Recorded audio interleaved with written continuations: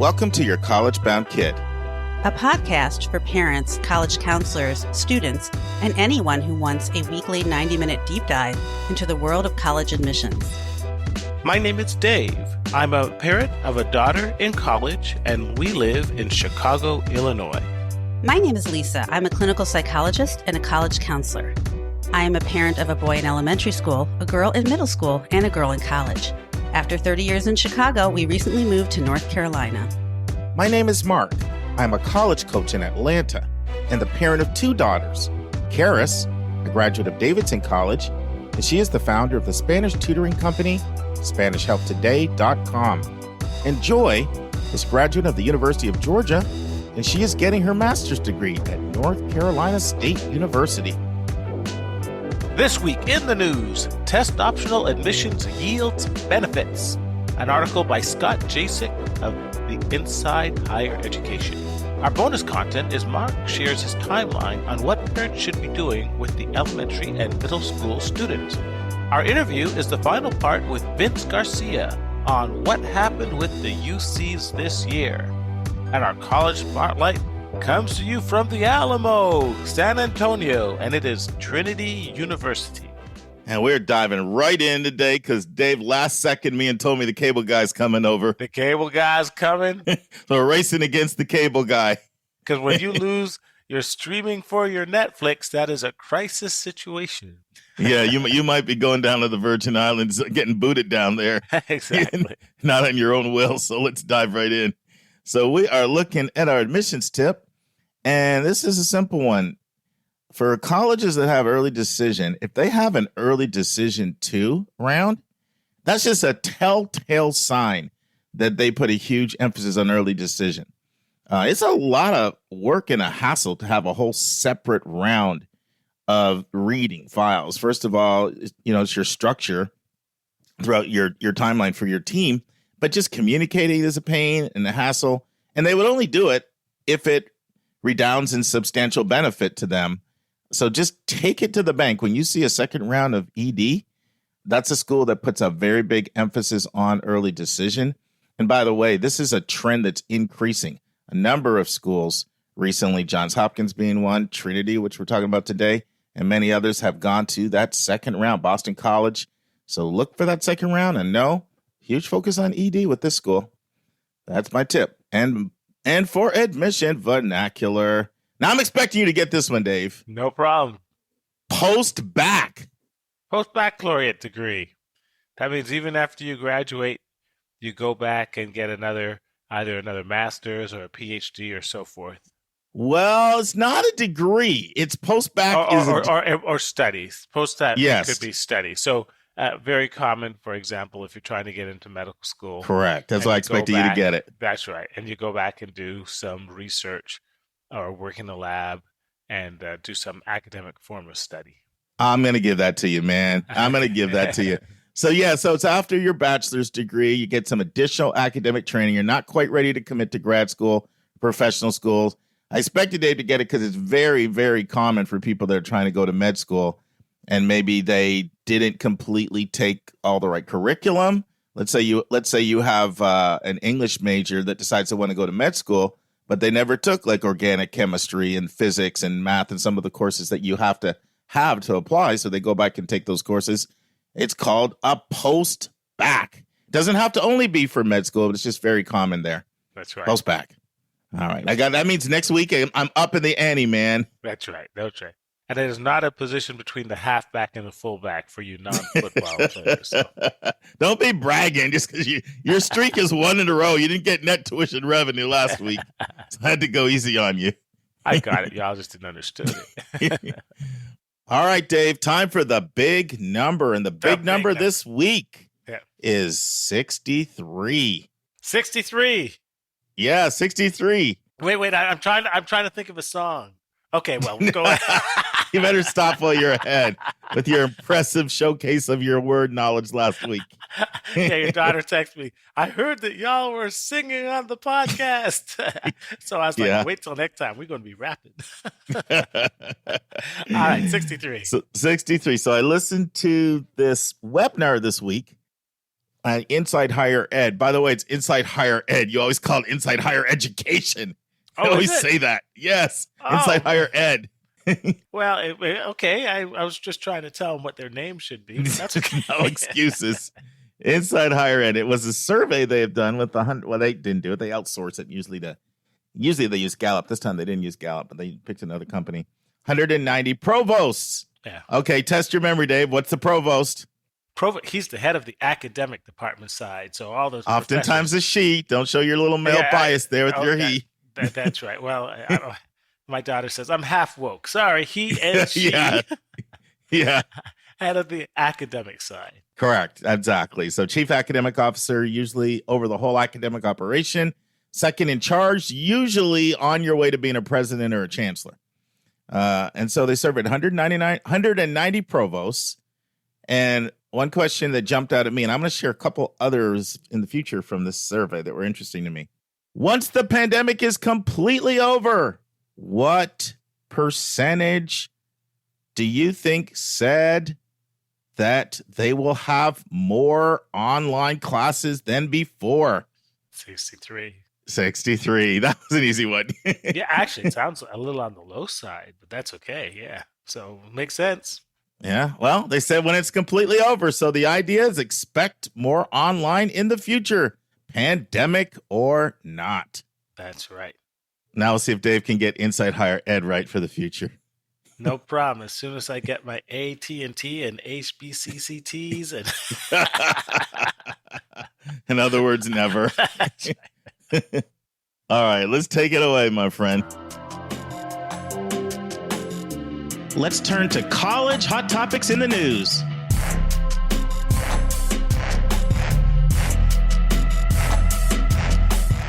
All right. Short article, but it's interesting. Test optional admissions yields benefits by Inside Higher Education author Scott Jaschik. This really relies on study done by the American Educational Research Journal, and it was authored by Christopher T. Bennett.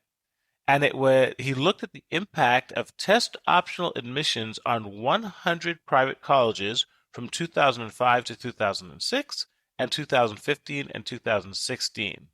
And what he found was that for those colleges that went test optional, they had a 3 to 4% increase in Pell Grant recipients.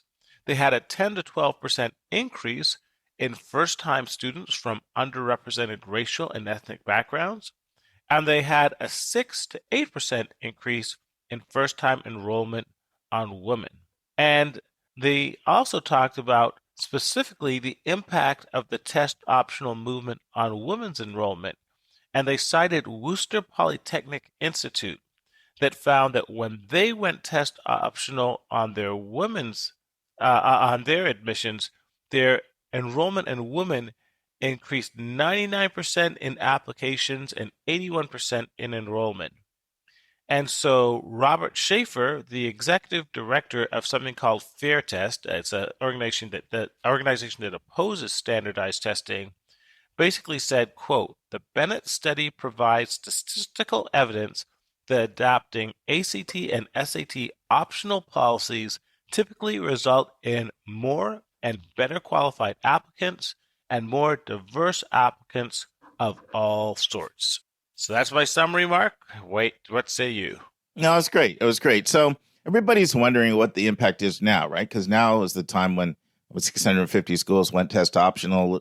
Literally 2/3 of schools were test optional, maybe even over 70%, close to 70% were actually test optional this year. And everybody wants to know what was the impact. It's going to be a while before some major academic studies can come out to look at the current year. But the anecdotal evidence that's coming out is very, very, very consistent with this study because schools are now reporting their 2020 class profile. And this is what I'm seeing. I'm seeing an increase in Pell, an increase in first gen, an increase in underrepresented students. The women finding threw me for a loop a little bit, but it does become a lot more understandable if it's focusing on male-dominated professions at a place like WPI, which is so engineering and computer science oriented. It would make sense that it would apply there. So what I want to talk about is why would this be true? And there are a number of reasons why this is true. One of the reasons is something we've talked about over and over and over again, which is test scores are so highly correlated to family income and family education, parent income, parent education. You literally could take a map and map it out by census tracts and have education. If you had education levels there, it would look just like a map of highest test scores. If you had income, it would look just like highest test scores. And so I was thinking about this example, Dave. It's almost like saying that wealthy people own more stocks than poor people. Of course they do. They're wealthy. And so that's what happens with test scores. So one reason is test score intimidation is removed. People apply because they're not intimidated by seeing these average scores. And so they go ahead and apply, and then colleges are very good at being able to evaluate an applicant in multiplicity of ways. They don't need test scores to be able to discern whether or not someone can excel in their academic program and be a good addition to their community. So that's one reason. But there's another reason that I think a lot of people might not have thought of, and that is there's a lot of logistics in even completing the test. And there are things that, middle-class families, we take for granted because we either have a parent that's telling us, listen, this is the date for the test. You need to sign up now, or I've signed you up and gone ahead and done it. Or we've got a counselor or some adult with some knowledge who's guiding us and shepherding us through the process. That is very much not the case for first generation students who this college thing is completely foreign to them. And so just the simple logistics of where you sign up, when you sign up, after you sign up, do you send your test scores from the ACT or the College Board to the colleges? Just those type of little logistical things actually can keep people from submitting scores, and then if test scores are required, complete them from completing the application. So what are your thoughts on that, Dave? Well, I remember that when we were taking the SATs way back I took it with you, man. I still remember that big auditorium. I remember you beat me too, and I'm salty about it. I remember your score, and I was competing with you. There were SAT prep courses maybe, but no one in my circle knew about them. And even then, we knew that it was highly correlated with income, but not to the degree it was now. I mean, I really have to emphasize to the listening audience the amount to which having all these extra tutors, extra prep course, and so forth really does goose the scores, and how the idea of taking a $1,500 test prep course is nothing for most of our listenership, but could be an insurmountable goal. Like that's literally the rent for the majority of working class and a lot of lower middle class kids. So disparity in economic opportunity to prepare for the test has really grown into a chasm in the last several decades. And this was obviously the right choice. It was one thing when everybody was taking it with generally the same type of preparation from their high school. But once it became just an industry and everybody focused on how you can goose the scores by being able to pay money, then I think the optional test movement became completely unsupportable. So this study does not surprise me at all. It goes a little bit back towards balancing the playing field somewhat to what we experienced, Mark, when we originally took the cast. Yeah, but I'll tell you, Dave, the point about test prep is true, but the evidence overwhelmingly supports that it's the advantage of having educated parents is by far and away what contributes to the score differential. Like if people took no test prep, you'd still see substantial score differential. Yes, that's correct. And I just think that it's weird because I've been talking to a lot of admission officers, counselors, senior level people recently. And of course, this comes up every single time because this was such a big change this year. And even that's not the purpose of a lot of my meetings. It just ends up coming up, this conversation of testing.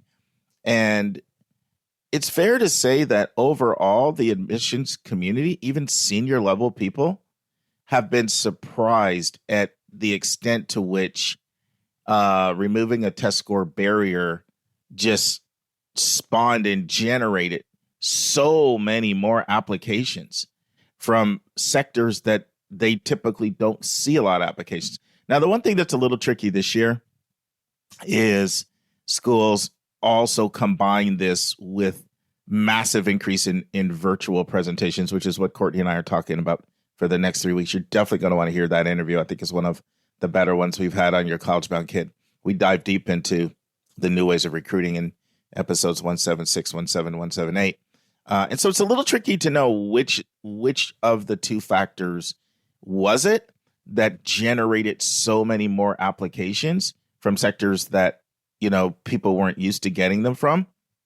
And it's going to take some type of real serious academic study to decouple that and to kind of break down, how much of it was the test scores and how much of it was the virtual presentations, which just made campuses available to people that before, so they just would not have been available to, because schools weren't doing that. And then you had the financial cost of travel, another thing which brings social class into the picture.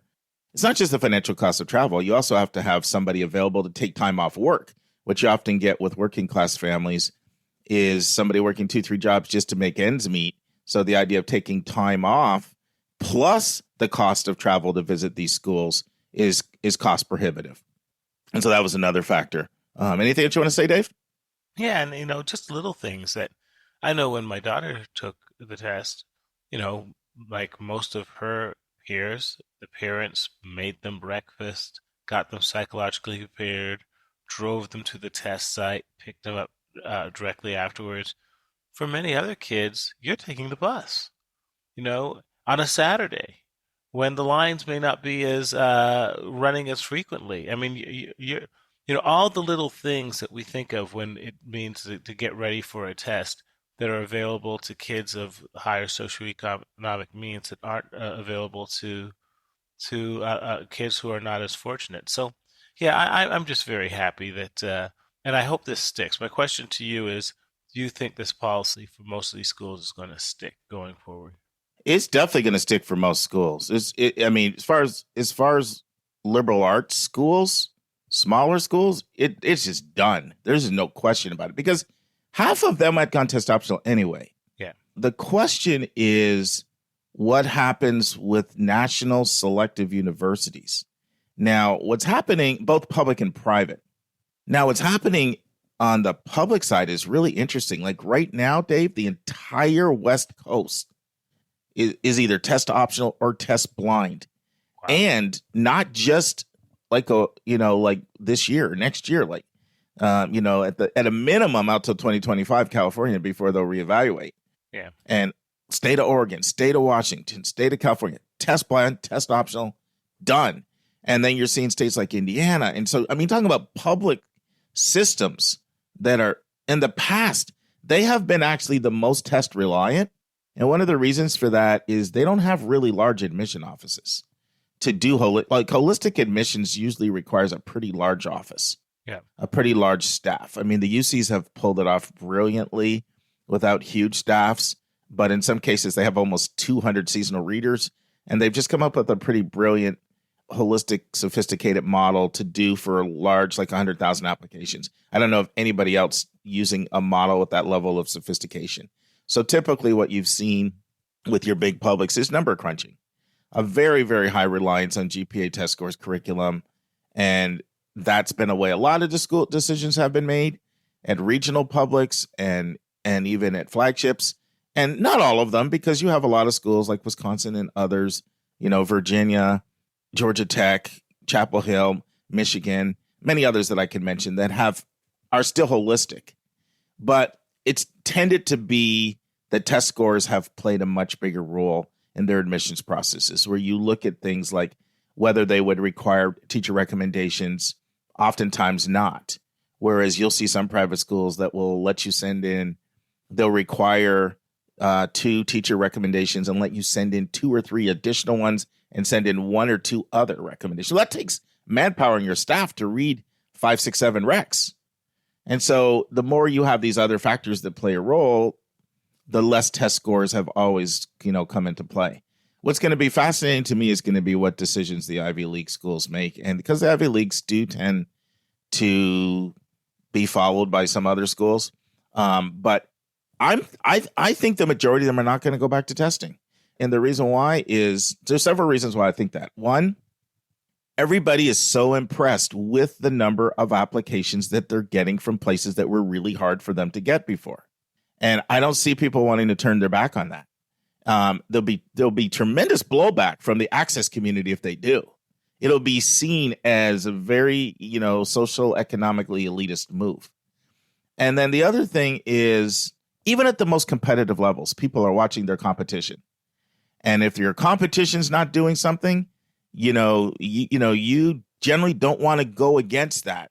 You have to have such incredible brand strength in the marketplace to do that. And some places do, like MIT. They've said, hey, we're having our own application. You suck it up. We're not going on the Common App. So if you want to apply here, then you got to do your own application. And look, they have like a 4% acceptance rate. People do it. So I can see there's going to be a few schools that are going to do it, but I'm expecting the majority to move away from it. Now, what'll be interesting will be whether schools grudgingly move away or wholeheartedly move away. And here's the difference. They grudgingly move away. You may see them tacitly signal by saying things like, okay, this was the acceptance rate for our test submitters, and this was the acceptance rate for our test non-submitters. And I'm seeing a few schools do that right now. That's the point I was going to follow that up with, saying which schools will be truly test blind and which will just be test optional. So that I want to make sure we use the right language here. So test blind, test free, score free, all these things. This refers to we won't even see your scores if you send them. Right. I'm talking about a different category. I'm talking about, are there going to be schools that say they're test optional, but internally they really do prefer scores? And they feel the pressure, either the pressure from the access community. And by pressure from the access community, I mean, it looks like it's such an anti-access move when it's been proven not having scores gives you so many more applications from demographics that you haven't traditionally got them from. And so by you rejecting that, you look like you're not sensitive to first-gen, under-resourced students. So you feel political pressure not to do it. Or you feel pressure because so many of your competitors are doing it. But you really want those scores. I'm noticing a couple of schools this year, Penn and Georgetown come to mind. They have actually released some data that show this was the acceptance rate for our students that submitted scores, and this was the acceptance rate for people who didn't submit scores. And the acceptance rate for people that didn't submit scores is even lower than people that submit it. But I think people can make a false assertion from that number. Like what you look at that and you think, oh, it must be harder to get in if you don't submit scores, because let's say the acceptance rate without scores was 5% and with scores it was 9% or whatever. I just made those numbers up. I forget what the actual numbers were. But here's the problem. Some people that don't submit scores are naive. Some people that don't submit scores think that the reason why they were not competitive applicant was because their scores were in the toilet, when in reality, their whole transcript is in the toilet and nobody's transcript optional. So there is a sector of people that don't submit scores that really have no business applying to certain schools. So the point I'm making is you really can't just look at that data of acceptance rates for submitters and non-submitters and conclude that it's harder to get in without scores. Does that make sense, Dave, or not? It does. And I think it's going to dovetail with something you'll say later, or will continue to say, is that in the absence of test scores, certain things become much, much more important. Correct. And how much times have you talked about rigor? Correct. And if rigor was and performing well with that rigor, by the way. Absolutely. Like every once in a while, I have someone who hears rigor is so important, and they're trying to force their kid into these classes where they're getting C's. Right. Like you have to have rigor, and you have to excel in that rigor. And if we're talking about selective schools, I'm talking about A's and A minuses. How many times, Mark, have you pointed out how so many kids are shut out of the game from the ninth grade because they start in a particular math or science path in the ninth grade that does not allow them to get to the most rigorous courses? Do you want to just speak about that very briefly? Yeah, curriculum will blow you out at these schools really fast. And this is something I probably haven't emphasized enough on this podcast. I did do an interview with Cliff Thornton from Wesleyan way back in episode, like one of our first few episodes on curriculum mistakes that will knock you out of the game. But I'll give you one that people don't realize. And I'm talking like Ivies here mostly, Dave, and in schools at that level. They expect you to take 4 years of the same language. Yes. The same language. Now, if let's say you took Spanish 1 in 8th grade, that will count. Okay. So let's say you come in to Spanish 2 in 9th, Spanish 3, Spanish 3 in 10th, and Spanish 4 in 11th, and then you stop, that would still count as 4. But do you know how many people get blown out of schools because they don't take the right number of foreign languages? Because it's so common for two years to be what your school requires for graduation.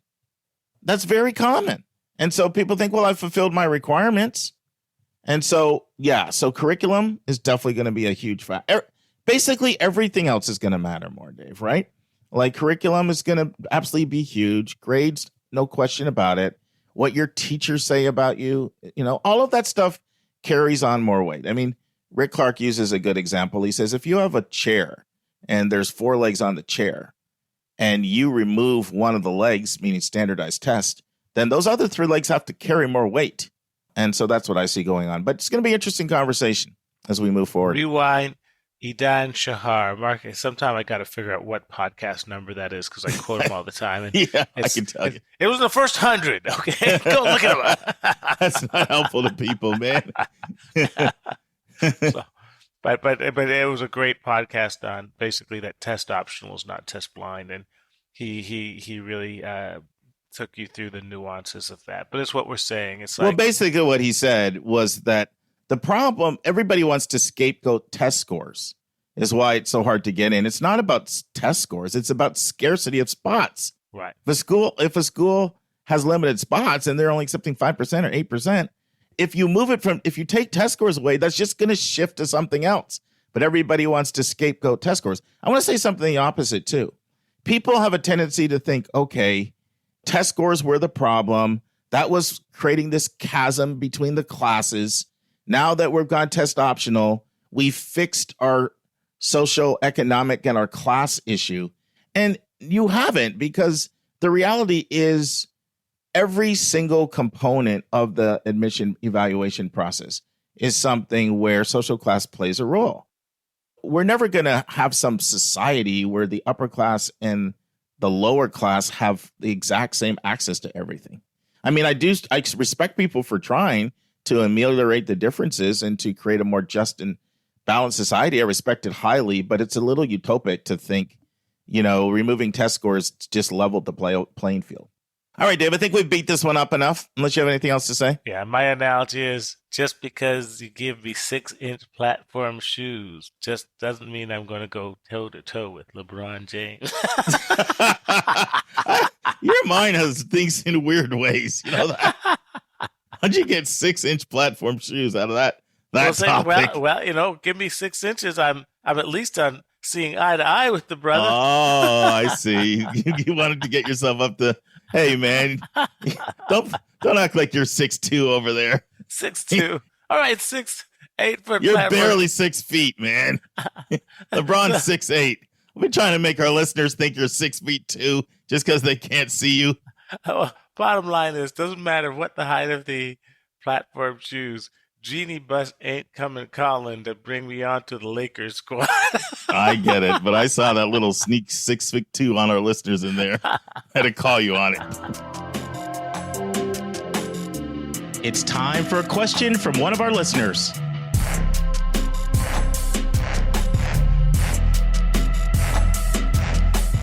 Okay, Lisa.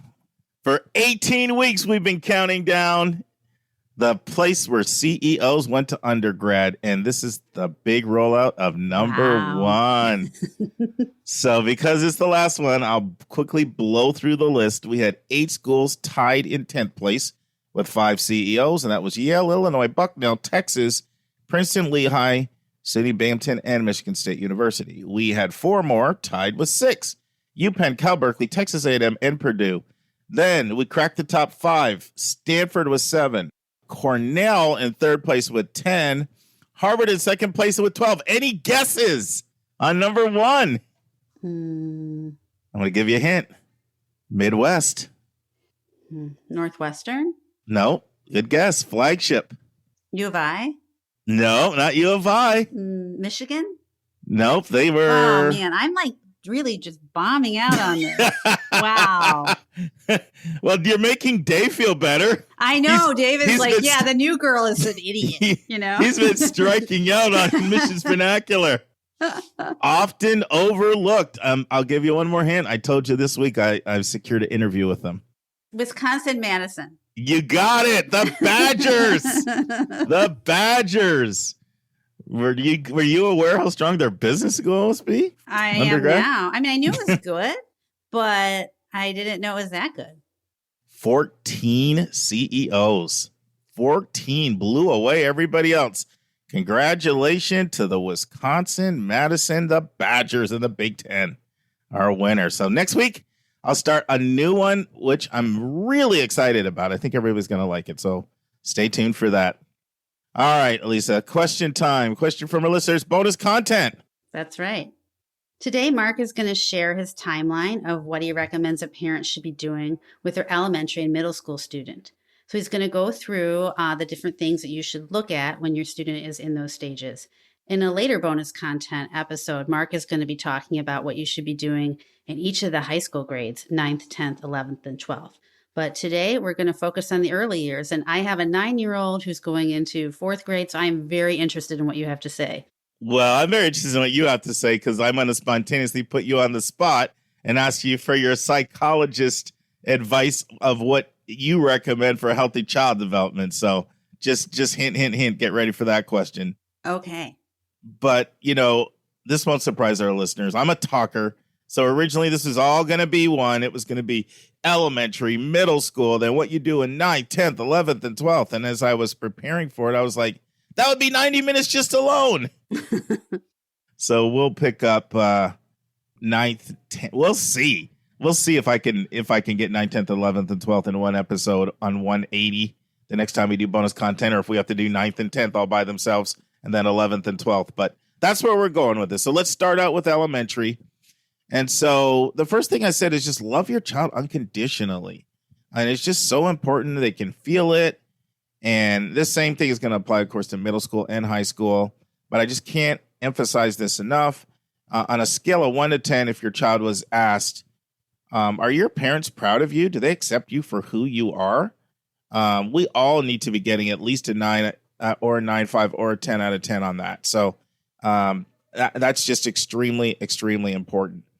I'm not going to mention something because it's just so fundamental, which is try to get your child in the absolute best school you can. I think every one of our listeners would automatically do that already. But what I will say is there's such a wide range of different types of schools that might be appropriate for each kid. And so don't buy into the hype of like private's better than public or charter is better than public or homeschool's better than homeschool's worse. So whether it's local public, charter, homeschool, private day, religious affiliated, non-religious affiliated, there's some great schools out there in all of those different genres. But I think that goes without being said. Next thing I say is expose your child to a wide range of different opportunities. This is really important. What you're looking for here is what is it that your child loves and what is it that they're good at. And so I'll give you an example. So growing up myself, I played all kinds of sports right from the time I was really young. And I just was a fish in water in sports. I just loved any sport I played. I loved it. However, when my mom tried to get me to play the piano, oh my goodness, Elisa, that was just brutal. I feel so bad looking back on how much money I wasted because there were literally years of me sitting there with the piano teacher, basically fighting them. And they're like, you did not practice through the week. This is not going to work if you don't practice through the week. And through the week, I'm like, Mom, I don't want to do this. But, she meant so well. And I look back at it and I really blew that opportunity. But it was a reflection that just wasn't my thing. Expose your child to different opportunities and then watch and observe and watch what they gravitate to. I mean, one of my favorite books is Dr. Hallowell's The Childhood Roots of Adult Happiness. And this is his whole thing. He's like, let your child play and just watch how they play. Mm-hmm. One kid will just love doing Lego and putting stuff together. Another kid, you can't get them off the basketball court, and so that exposure and then watching where they naturally gravitate to. This is a time when you're really trying to really understand what they love and what they're good at. Another huge thing, I can't emphasize this enough, model being a lifetime learner. Model that, because, our kids watch what we do more than what we say. So this is everything, right? This is reading books. This is books on tape. This is what you're doing right now. It's listening to a podcast. It's webinars. It's YouTube University, as I call it. It could be spending time with your mentor and learning from your mentor. It's trips to the library, trips to the museums. It's travel, all of those kinds of things. But model being a lifetime learner. Really, really, really important. Another thing, get involved in some form of service. So you want to convey to them, like, your life is not about me, myself, and I. It's bigger than you. And one thing I loved about Coach Jackie, one of Joy's basketball coaches, is she always had the team like going to soup kitchens and feeding the homeless. And they were out Saturday doing community service. And that stuff sticks with you. And this is one reason why I love Jesuit schools a lot, is because they always sort of bequeath this emphasis and worldview on their graduates, and the graduates kind of take that away. I've got to be giving back. I've got to be making a difference. And it is more blessed to give than receive. So there's a lot of joy in that. But I'm just going to stop for a second and see if you want to comment on anything I've said so far. Oh, I think all the things you've said are really important for children. And I think they focus more on the whole child, not so much what is my child's reading score, what is my child's math score, which level of differentiation is my child getting. It's really focusing more on developing your child as a person, allowing them to develop confidence and to really get a beginning of starting to figure out who they are and what they like and what they're good at. And the only way you can really do that is have a lot of different opportunities presented to you and to try them. And like some of them, like with the piano, you realize not your thing. Oh my goodness. But with track and field and basketball, those were your things. Yeah, definitely. And I think that it's really important to try to follow your child's lead. Mm-hmm. And it may be something really different than what you might think they would be interested in. For instance, my 9-year-old is a total history buff. He loves history. He's always wanting to, That's great. Zoom classes about history, all different kinds of history. He loves to watch those shows with his dad on YouTube, and he remembers everything. He's really into it. Like, I could not have predicted that. That's pretty impressive at 9. Yeah. I don't know. He's kind of untying his shoes, but he can tell you all about what planes they used in World War II. So Thomas. But some things he's not good at, like soccer was an absolute disaster with him. He just had no interest in chasing a ball from one end of the field to the other. He thought that was pointless. He thought other people could do it, so that just wasn't his thing. It reminds me when my mom said, I just don't get golf. Why would you go up to a ball, hit it, and then go after it, and then hit it again? But it's funny. God has a sense of humor, because at like age 65, my mom takes up golf. Mm-hmm. She's out there playing golf. So that was like my mom in like the 40s and the 40 and 50-year-old version of mom.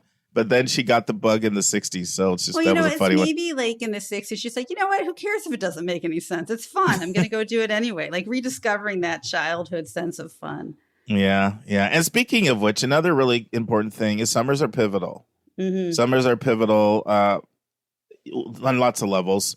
It's an opportunity, first of all, just to have some fun. I don't want to underscore how important it is to just have fun and to not overschedule and to allow some natural play to come, just kids hanging out in the neighborhood, that kind of thing.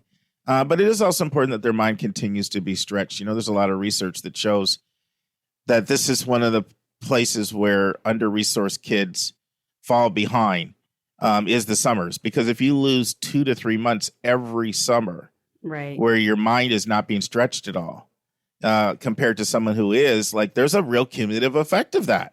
Absolutely. Like one summer, it may not seem like that much, but when you combine that for 12 summers, like somebody else now is 3 grade levels ahead of you, because they allow their mind to be stretched. And camps can be great, and they don't have to be residential. They also don't have to be expensive. there can be some really affordable things if you really put your homework in and do your research on sort of things that are available out there in the summer. So summers are pivotal. And then another thing I want to say is that this is really important.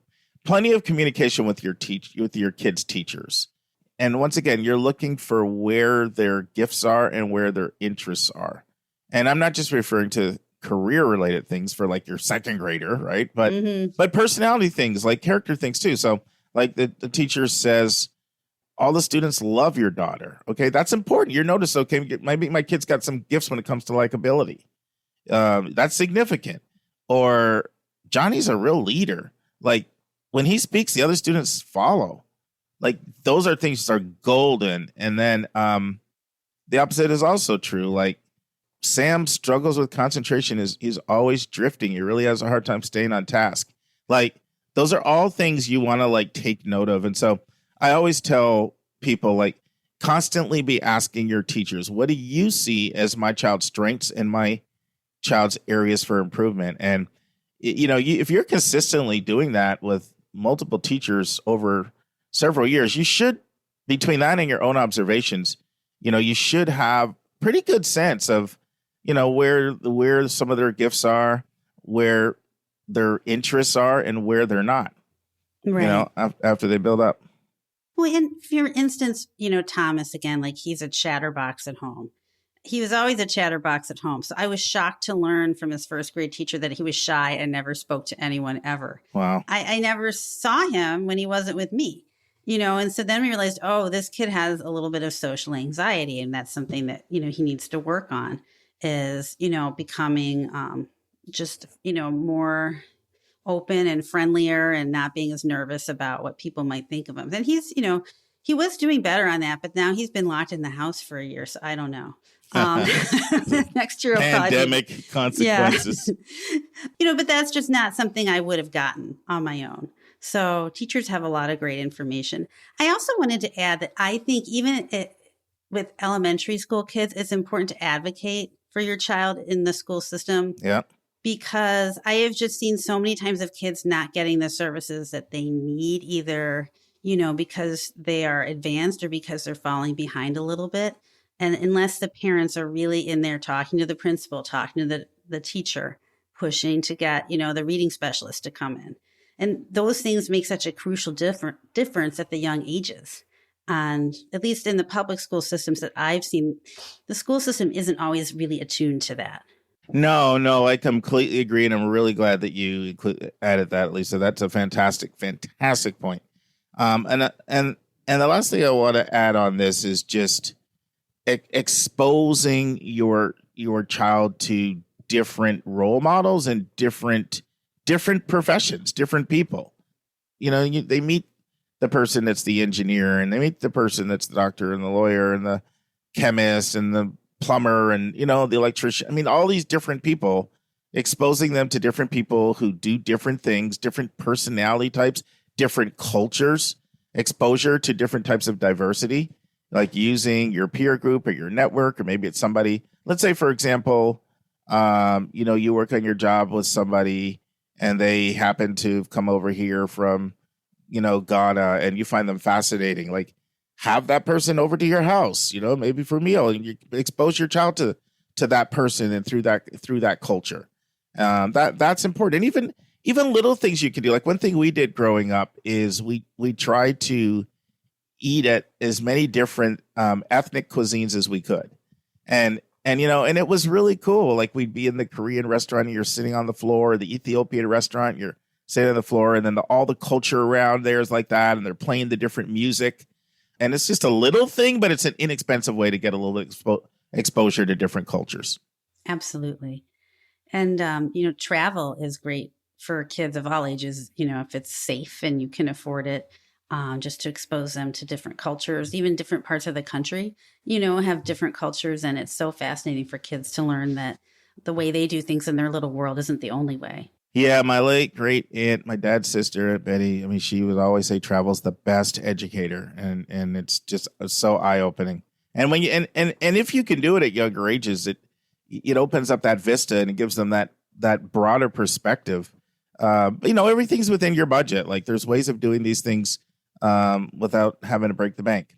So now we transition to middle school, and every single thing we said right there applies to middle school as well. Wouldn't you agree, Lisa? Like, none of those things we said were elementary only. No, it's just harder to apply to middle schoolers because they're going through some stuff. And, my daughter, who was 13, really does not appreciate my unconditional love right now. Yeah. She just wants me to get out of her space. Yeah. So. Yeah. No, the 11 to 14 age is really when peers start having a lot more influence than parents in a lot of ways.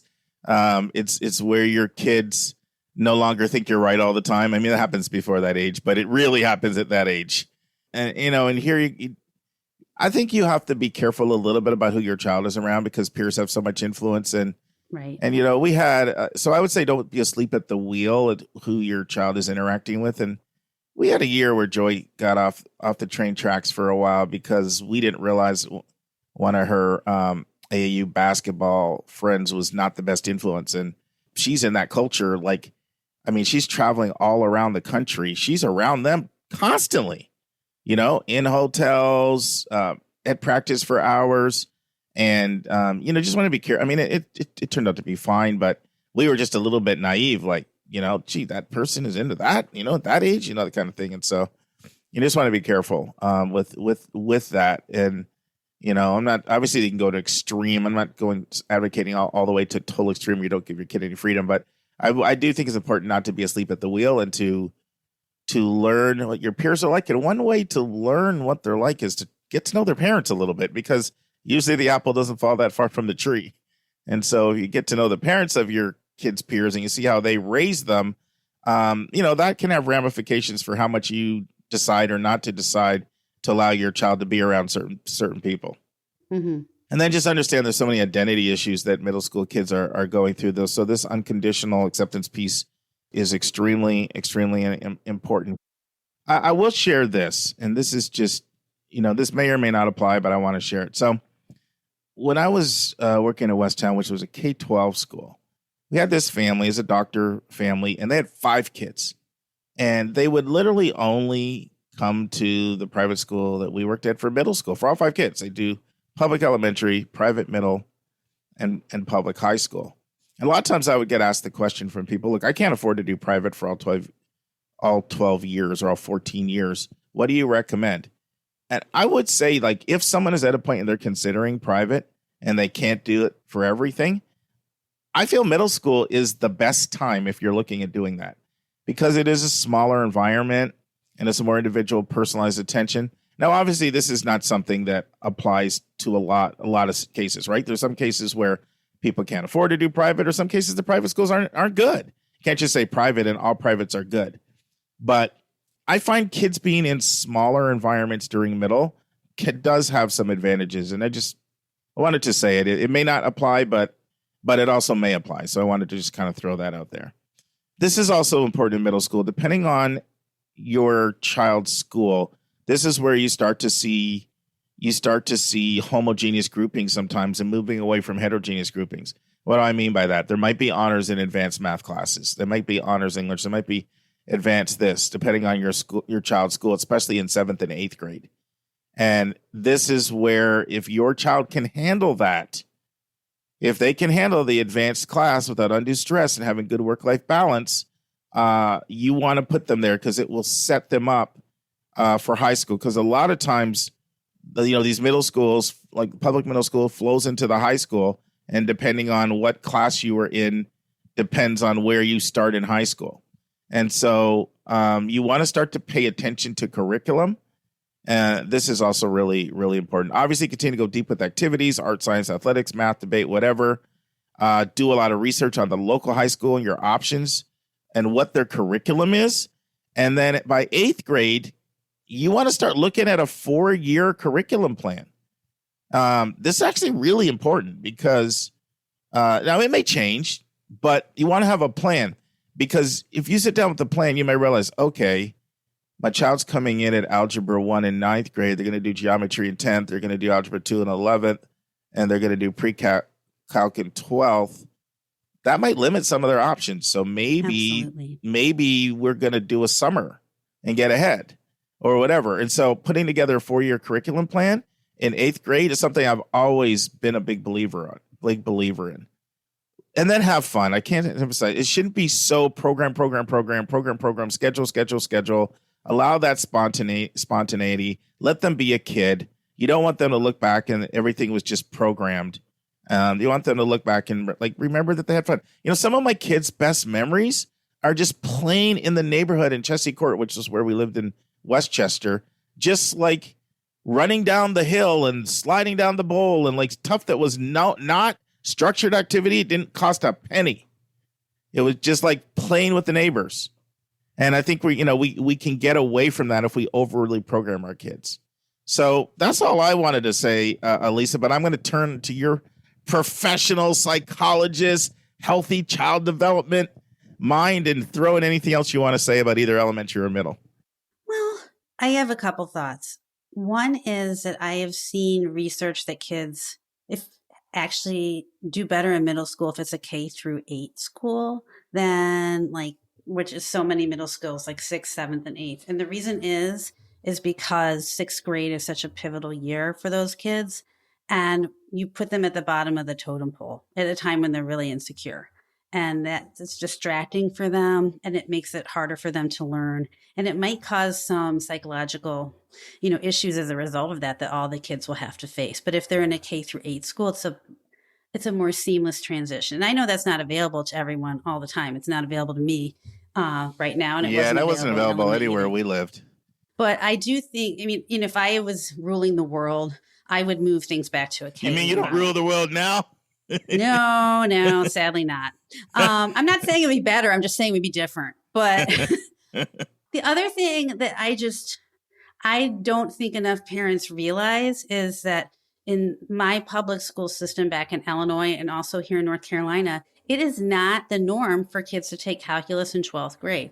And I don't understand why they try to limit the opportunity for kids to take calculus in 12th grade. And you have to know that in 6th grade. You've got, even in 5th grade, you have to position your kid to be able to hit algebra at 8th grade. And I think probably a lot of kids can handle it.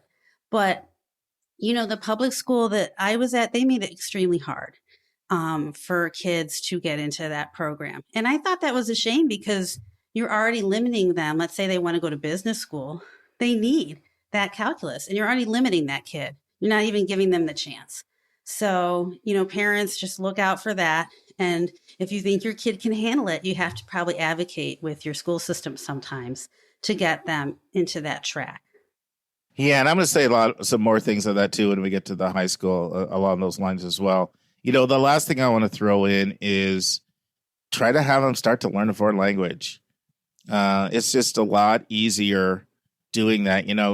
Our regular listeners know that my daughter's Spanish degree and she's Spanish tutoring business, and she tutors people of all age. Like she has 50-year-olds and she has 8 and 9-year-olds. Mm-hmm. So she has the full gamut, and she'll always say, it's just so much easier when people start earlier to learn a language. And so exposing them to another language early. Yeah. I'm biased about Spanish just because I see where the demographics of the country are going. And it's going to be such an advantage to be bilingual with Spanish for young people today. Like by the time they're getting into their 30s, just when you look at, where the country's going demographically. But, if someone has a passion for a different language, that's okay as well. But learning another language and starting to get exposure there, it would be the last thing that I would say. Yeah, I think that's a really important point because in the elementary grades, they're still in that critical language learning period. So they learn it. It's just like they're drinking water or breathing air. They're just picking up language with effortlessly. It's amazing to watch.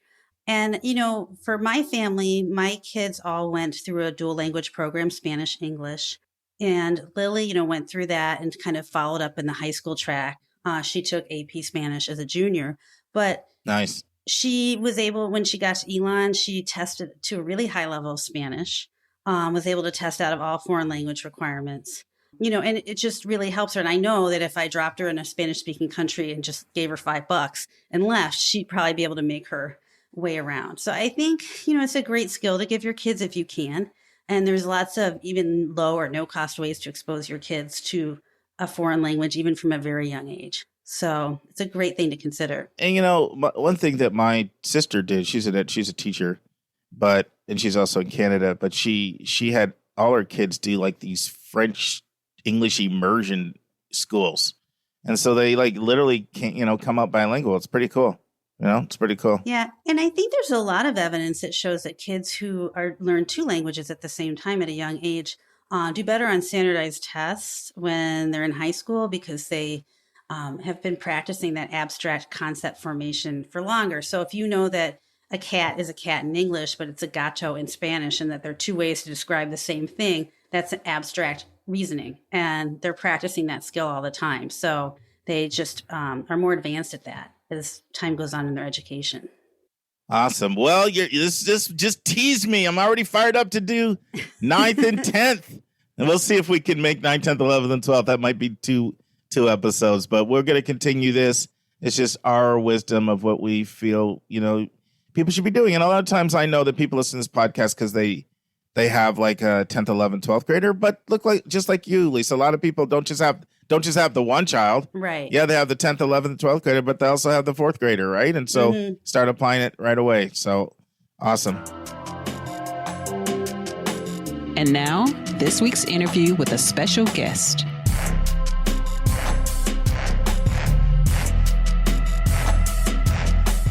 Okay, friends, our final interview with Vince Garcia. We've been getting some great emails. People have really enjoyed this interview, which we love to receive. Here we talk about which of the UCs you have the best chance of being admitted at. We talk about the yield of the UCs and how this impacts the wait list. Then we turn our attention to the CSUs, the Cal State universities. And we talk about why was their admission experience so different than the CUs. Vince shares some of the fields where the CSUs have great programs, and Vince shares his list of underrated CSUs and UCs. Listen and enjoy. Another option is that you don't have to go to UCLA or to Berkeley. Right. Right. And so you want to think about the campuses broadly. And, it's hard sometimes. I think, when you're 17 and you've lived in LA your whole life, what would it be like to go to Humboldt or UC Riverside? And if you look at the different programs they have, everyone at the UC and CSU system, the faculty are well trained. They're successful. They had to go through the same processes and understanding as professors at any college or university. So you really want to think about the UC system as faculty members and administration and even students are there to support you. And they've created systems where you can be successful at any or all of the UCs. So I always encourage students, if you're applying, please apply broadly because of the selectivity of the most selective schools. And right now, those are the ones that got over 100,000 apps. Right. So question for you. I'm looking at some UC acceptance rates I've got in front of me, and this is 2020 data. But I want to ask if this feels fairly consistent with how hard the UCs are, or if you would say, no, it's so different based on programs. So according to this, you had this now. This is not 2021. We know this data is going to change and go down, but UCLA was 12%, Berkeley 16.8%. And then we had actually, Irvine at 26.6%. I've always thought of as San Diego maybe being the third hardest to get into within the UCs. But anyway, 32.3% for San Diego, 32% for Santa Barbara, which I've often thought was maybe next to San Diego after UCLA and Berkeley. And then it goes to Davis at 43.4%, Santa Cruz at 51.6%, Merced at 54%, and Riverside at 56.3%. Do those acceptance rates from your experience mirror the difficulty of admission to the schools? Yeah, I think that two things occurred. I think you have to look at not only the acceptance rate, but the yield. And once you look beyond Berkeley and UCLA, where they have yield rates, the number of students who say yes to their offer, right, at around 40%, the other UCs have yield rates below 20%. So they're gonna, your chances of getting in are going to be higher at schools where the yield rate isn't as high. So that's why I tell students to apply broadly. I would say that across the board, with the exception of maybe Merced, all of the yield rates probably, so UCLA is probably going to have a yield rate below or at 10%. Berkeley went down significantly. Probably you mean acceptance rate, not yield. Acceptance rate. Sorry. Right. So, yeah. And one of the positives coming out of this is I would venture to guess that there's going to be a lot of room to move to the wait list for students who were waitlisted within the UC system, because UCLA was so selective. And of the 8 students that I know who were admitted to UCLA, only one of them is considering it. And why is that? Well, they got into great schools. I see. Yeah. In other words, they're so hard to get in that if they're getting in there, they also had, they might be thinking, is it Stanford? Is it Brown? Is it Duke? Whatever. Yes. Not necessarily just in California. Yes. And it might be more affordable. All right. To go to a private university, because their aid is basically parent loan, work study, and that's kind of it. Yeah. I try to tell people this, highly selective schools are still really concerned about yield because, the only kids that get into them are also getting into other schools with similar sort of stature. Right? Yes. And, so for example, I work at KIPP in the day and we have a partnership with Duke. Duke will fly our kids in, we can nominate 2 of them. And of course, these have to be superstars, of course. Right. And they'll fly them in and do this whole 3-4 day thing with them. Right. But look, there's a catch. They want an ED commitment after they'll give a pre-read and they'll let us know, and they'll say, but you got to commit. So I had a student this year, she went all the way through. She got through that process and Duke wanted her and she didn't want to commit. And so so even highly competitive schools are concerned about yield because they know, okay, if you got in here, you have some really good choices. Yes. So in my conversation with Gary Clark, who's the director of admission at UCLA, he made it really clear that he felt like they were definitely going to use the wait list because they were really tight with their admits. And they didn't want a situation that occurred at UC Irvine 2 years before where they had 700 students say yes, and there was no. I remember that. We did a podcast on that, how they over-enrolled. Yeah. Yes, they over-enrolled. And they, the way they rolled the process out was really harsh and unfair. If you missed sending in that transcript, goodbye, you're no longer admitted. Yes, I know. I heard they had to walk back some of it because there was so much blowback to that. Yeah. Yes. So what I would say is, for those of you who are on the wait list currently at a UC, and usually I think it was on either the 9th or the 15th, you could return, I want to be on the wait list, and you could use, I think it was 200 or 300 characters to explain why. It was, it's vital that you give them an update and do that, because I do think that there's going to be some movement across the UC system. Yeah. And I can't underscore this, and I want to be optimistic. As competitive as all the UCs are, there's a difference. I'm not just looking at the acceptance rates. I'm also looking at, of course, last year they did have median scores. The scores are certainly softer at Merced. Yeah. They just are, and Riverside is also softer than the others. And so one option is appreciate the fact that all the UCs are great. And if you really want to go to one, that you might find a home at a Riverside or a Merced. Santa Cruz has gotten more competitive than I thought. The article talked about a 3.9 girl with a pretty stellar, record, not having, getting excellent science resume and just getting shut out at Santa Cruz. I didn't realize Cruz had become as competitive as it is. Yeah. Well, again, it's not clear in the article, but it made me sort of wonder what science major she checked the box. Right. And if I had known that, I could trace back why the decision was waitlist or deny if that was the case. So I hope everyone's listening and picking up that UC's major matters. Yes. Let's take a break to learn about Mark's recommended resource for the week.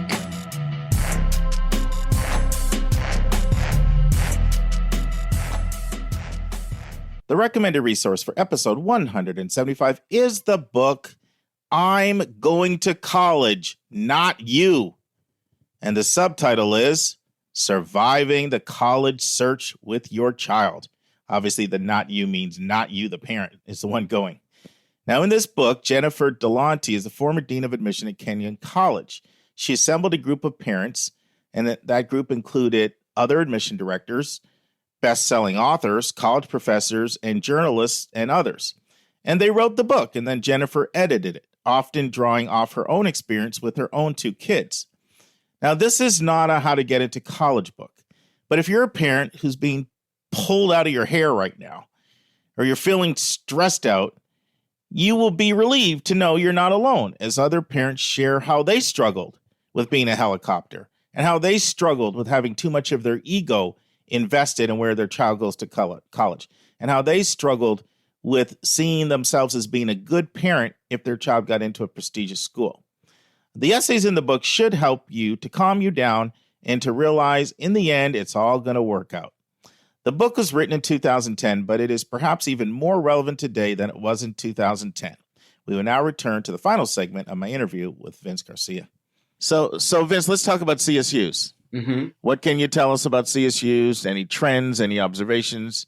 And for those of you who don't know, when Vince was on the podcast over a year ago, he talked about the CSU system, the 23 schools that make up the CSU. So that's really was the whole focus of our interview back then. So I'm bringing you back again, my friend. Well, that's great. Well, one thing I would say on a positive note is that the CSU system, with the exception of Long Beach, San Luis Obispo, and San Diego State, saw a decline in the number of students applying. And was it like 20%? I read somewhere it was almost 20%. Yes, which is really, I think, a function, the economic resources of the population that typically apply to the CSU system. Mm-hmm. So they have less resources, less knowledge. They may go to high schools where there's 1,000 seniors in the class, and they're getting very little information. A student that I worked with this year, the one meeting they had about applying to college, this was a LAUSD's public high school. The counselor was on Zoom with the screen blacked out. I don't know why. Wow. For 12 minutes. Reading, this is how you applied to college from this high school. And I thought, 12 minutes? Like, what do you cover in 12 minutes? And how do you help people navigate, the different systems, the different applications when you have 12 minutes? And that's not possible. No, most definitely. So in the CSU system, there's tremendous opportunity for students if they look beyond the top 3 that get the most applications, and there are great opportunities within all of those. So the GPA that's expected for the CSU system is lower than the UC system, but the major options often are more diverse. So if you're interested in nursing, many of them have nursing options. They have great teaching and education options. So if you want to be a teacher, the CSU system is your friend. They have great areas. A lot of students I have currently are interested in hospitality and tourism or sports management. And many of the CSU options have majors in those areas. And they have really specific and great programs. So because the number of students who apply to the CSU system dropped, there's a lot of room for students who are interested in going to a 4-year university with great resources if they look to the CSU system. Yeah, and maybe that's a lot of our optimism there is don't obsess with UCs. See, there's a lot of CSUs, especially with them being down 20%, rolling out the red carpet. Of course, you know what they say, one of the big challenges in admissions, it's not like it's hard to get into college. It's just that the only schools people want to go to are the ones that are hardest to get in. That always is the challenge that we face. But, this is my last question for you, Vince, and answer this and then share any other, sort of summary comments you want to make. What are some either UCs or CSUs that you think, they fly under the radar? They're underrated, and they may not wow someone at a cocktail party, or they may not get all the fanfare, and they're getting, goo gobs of apps from, from a particular school. Mm-hmm. But boy, did they deliver. And I've been, I've seen great outcomes, and I really wish more people would take a look at, some of these schools. And, I hate to put you on the spot and single some out more than others, but, I'm not asking for you to give me a Berkeley here or a UCLA or UCSD or UCSB or really, like you said, Irvine, the schools that are getting 100,000 apps. It could be a CSU or it could be a CSU or UC, and it can be a few, or it could be a specific program, but anything you want to share? Yeah, I would say if you're looking for a little bit more personal attention, mm-hmm. I would take a look at Riverside, where if you look at the graduation rates for underrepresented students and where underrepresented populations are actually the majority of the campus, mm-hmm. Latino students, African-American students tend to go to Merced, Riverside, Santa Cruz in higher numbers. The access to community and resources and building your network, your team that's going to stick with you, and we're all moving towards graduation. UC Riverside has done a fantastic job in graduating those students. And so I always say to students where graduating is really important, you got to look at Riverside because they've created these communities to support underrepresented students. That's really fantastic. Another sort of gem that's just under the radar because it hasn't really been around that long is CSU Channel Islands.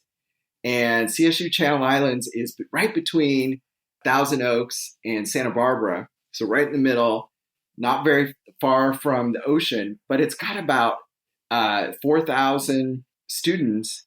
And for a CSU with 4,000, if you're looking at Cal State LA, where it's literally over 30,000 undergraduates, the amount of attention and support you can receive in a safe sort of college town, where the town sort of is your focus, not a major metropolitan city where you might get a little bit lost. But if you're looking for a little more personal attention, look at some of those CSUs like Humboldt. Oh my God, Humboldt and Channel Islands, they can really address your needs and give you personal attention that would be uncommon at some of the larger CSU schools. Vince, I just thought of one other question. That was a great answer, by the way. I really appreciate that. And I think those are absolutely schools that fly under the radar. I'm trying to remember the last time I've been asked about a couple of those. So that was great. I do want to ask you a question. So I remember there was a time not that long ago, you'd read a lot about how California is in financial crisis mm-hmm. with its public schools. And I think even there was even a time there where there was an emphasis on out-of-state recruitment. You could get triple the tuition and all of that and then you heard that, that there was an influx of dollars and some changes were made in the tax structure. And I'm not going to say that the system was flush, but it was healthy. What is your sense of the finances right now of the UCs and the CSUs? That's a tough question. That's why I asked it. I would say that because of the pandemic, there's been an undue strain on the resources. And there's constant back and forth between the board of the UC regents and the state legislature. The governor makes the budget. Mm-hmm. He listens to the UC regents and CSU trustee members, and they make a case. And there's been a strong drumbeat to raise the tuition costs at both campuses because the state doesn't have the resources because there's less of a tax base to pull from. And I'm not sure. I believe that they probably won't raise the overall cost at all because parents are already bristling that, I'm going to a school with, 6,000 freshmen, and I'm paying what it would cost me to go, to some other great public university out of state, or go to Canada where it's about the same cost as going to the University of California. So there's great pressure to keep the cost down, and I'm saying, and great pressure to bring everyone back. Well, listen, Vince, I just want to thank you. This has been fantastic. It's great to have you on. You're kind of our little resident California expert, and you deserve that, having done admissions at 3 schools and been a reader for 3 other UCs and had a 30 plus year run between admissions and college counseling. And I always appreciate your willingness to come on here and help our listeners. And you guys don't know this, but Vince is always telling me, I love that discussion you had about this. And we have these great conversations about the podcast, and he's always personally uplifting me and inspiring me, and just thank you for your sacrifice. All right, well, you take care. Now it's time for our college spotlight of the week. College spotlight today is Trinity University. Bit of background before I dive into Trinity. So Karis went to college in 2014. I was her college counselor. I built a college list for her. By the end of her sophomore year in 2012, that list was stable. And it was schools like Pomona, Davidson, Occidental, McAllister, Richmond, Scripps, Pepperdine, 1 or 2 others. And I've never found a school since 2012, knowing my daughter, that I would have added to the ones on that list until today. Trinity so impressed me, and I know what Karis likes, that this school would have been on Karis' college list. And we would have taken a trip to San Antonio to visit it. And me knowing my daughter and knowing Trinity, I think it would have made her top 3 schools. That's how impressed I am with this school. So before I get into the history, I want to mention a couple of things, something about my background. And some of you may know this. I started doing admissions in 1991 in Dallas, Texas, at a place called Phillips College. And we were always struggling financially. So much so that one day my boss calls me in the office and he says, "We're closing our doors." I literally had to go get a new job because the college I was working at doing admissions closed. I was jarred and I was scarred, and I did not return to admissions again till 10 years later. This time we're living in Westchester, Pennsylvania, and I joined a school that was flush with cash. It was a boarding school that had a $60 million endowment just for 400 students. Now it's over $100 million for 400 students. And I say all this, you're like, where's he going with this? Like, where's stuff going with this? I say all this to say one of the very first things that I look at when I look at a private college, not a public colleges get substantial state funding. But for private colleges, I look at their endowment. So what is endowment? Think of endowment like you think of a savings account, okay? But it's a unique type of savings account. It's a savings account that you're not supposed to ever let your principal go down. You're just supposed to draw interest off of the money in the account. So here's an analogy. You have a job, you make $70,000, slightly more than the national average. Okay, after taxes, you take home $50,000. One day you get great news. A relative you didn't even know existed passed away, and he left you $1 million. She left you $1 million in her will. One condition: you cannot spend the principal. That $1 million must remain. But you can spend the interest every year of it. So you're able to get some 5% bond. And so 5% of $1 million is $50,000 a year.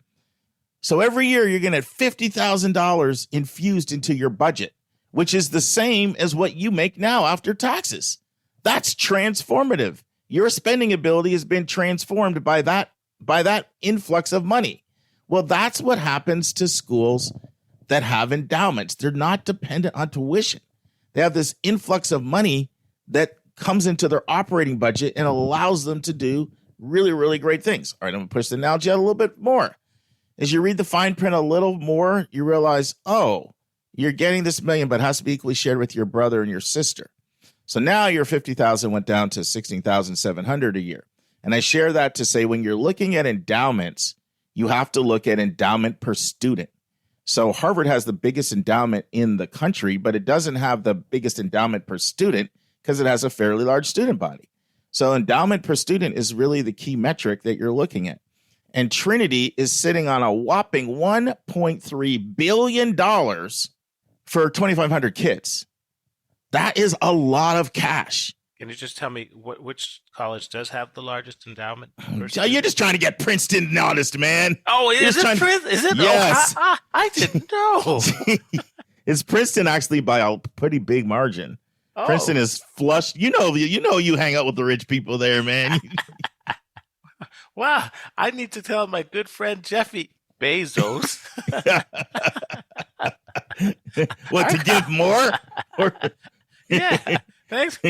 Well, he gave his $1 billion and I contributed my $51.23 last month. Okay, Dr. Lincoln Penny. We believe you. We believe you. I know it's your little subtle ways of getting Princeton recognized. When you go to Princeton and you see that nice patch of grass that's being cut, that day I paid for the lawnmower fuel that morning. That's about it, the fuel. And notice it was that morning, not for perpetuity, not for the year, for that morning. That's right. January 5th, 2012, David Williams paid for their lawnmower fuel for Princeton. Little Cannon Green. All right, let's get back to Trinity. So Trinity, $1.3 billion. Now, average endowment return 7.5%, but typically a drawdown rate is 5% because you never want to lose that principal. So I did the math, and I went and I looked at how much tuition Trinity brings in a year. And it's around $55 million just off tuition. But their endowment generates $65 million. So they have more money coming into their operating budget from their endowment than they do from all the tuition that they collect. So that is staggering. Now, so as soon as I saw Trinity's endowment, which I had no idea, I didn't know it was $1 billion, let alone 1.3. There's a small group of colleges in the $1 billion endowment club, especially schools of that size. And so how big is Trinity's endowment? Well, let's just put this in perspective. They are 38th in the country in endowment per student, 38th. Now, let me just show you some of the schools they're ahead of. I'll tell you schools 39 through 45, largest endowment per student. 39, a school that we've done a college spotlight on, Dave, Hillsdale College. Yes. 40, Vassar. 41, Lisa did a great spotlight for us on it, the University of Chicago, 41st in endowment. 42, Carleton. 43, another one we've done a spotlight on, Northwestern University. 44, Davidson College. 45, Brown. And if we went to 49, Columbia University. Ooh. So they've got a larger endowment per student than Columbia, Brown, Davidson, Northwestern, Carleton, Chicago, Vassar, just to name a few. So that's to put in perspective the kind of money and the kind of resources that they have. Surprised you there, didn't I, Dave? Yeah, that was pretty impressive. So, all right, let's talk about the history. Cumberland Presbyterians founded Trinity in 1869, and I'm going to butcher this name, but I'm going to try my best, into Tehukana, Texas, Tehuacana. So sorry if you live there. I've never been there. Lived in Texas for 7.5 years, but I never made it there. That could be confused with Tijuana. So no, not at all. I think you got that right. It was formed when 3 small Cumberland Presbyterian colleges had lost enrollment during the Civil War, and they all merged to form Trinity. Now, the university has moved. Actually, they're on their 4th move. They moved a few times. They moved first in 1869, then in 1902. They moved to Waxahachie, Texas. And then the stock market crash hit them really hard, and enrollment declined. It actually threatened their survival. And a lot of that, not only them, a lot of schools. So there's a Methodist school called the University of San Antonio that was failing badly in the late 30s and early 40s. And some San Antonio community leaders who wanted to have a Protestant affiliated college in the city, they approached Trinity with a relocation offer. And Trinity took them up. They moved from Waxahachie, took over the campus of University of San Antonio and their alumni. And they are there to this day. Trinity is located in a residential neighborhood 3 miles from downtown San Antonio, Hilltop campus, 117-acre campus. I attended an excellent presentation.